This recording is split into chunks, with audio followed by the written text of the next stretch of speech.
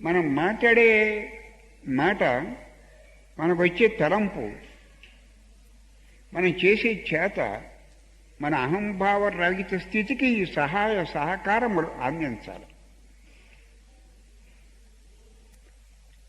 ఎంతో కొంత మనకి భక్తి ఉంది, ఎంతో కొంత జ్ఞానం ఉంది, ఎంతో కొంత ధ్యానం చేస్తున్నాం, జపం చేస్తున్నాం. ఒక డాక్టర్ గారు బాగా చదువుకున్నారనుకోండి, ఆయన తెలివితేటలు ఎక్కడ చూపించాలి? ఆపరేషన్ చేయటంలో చూపించాలి, ఆ సర్జరీ చేయటంలో చూపించాలి, నేర్పు అక్కడ చూపించాలి.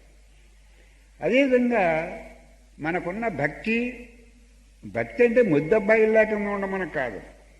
మనకున్న భక్తి, మనకున్న జ్ఞానం, మనకున్న వివేకం, మనకున్న శాంతి, మనకున్న నెమ్మది, మనకున్న ధ్యానం, మనకున్న జపం, మన కర్మ చేసేటప్పుడు కర్మను మెలకుగా చేయటంలో, కర్మలో ఇవన్నిటి యొక్క ప్రాధాన్యత అంటే భక్తి యొక్క విశేషం, జ్ఞానం యొక్క విశేషం, ధ్యానం యొక్క విశేషం కర్మ చేయటంలో చూపించాలి. అప్పుడు మనం సమగ్రత వస్తుంది మనకు.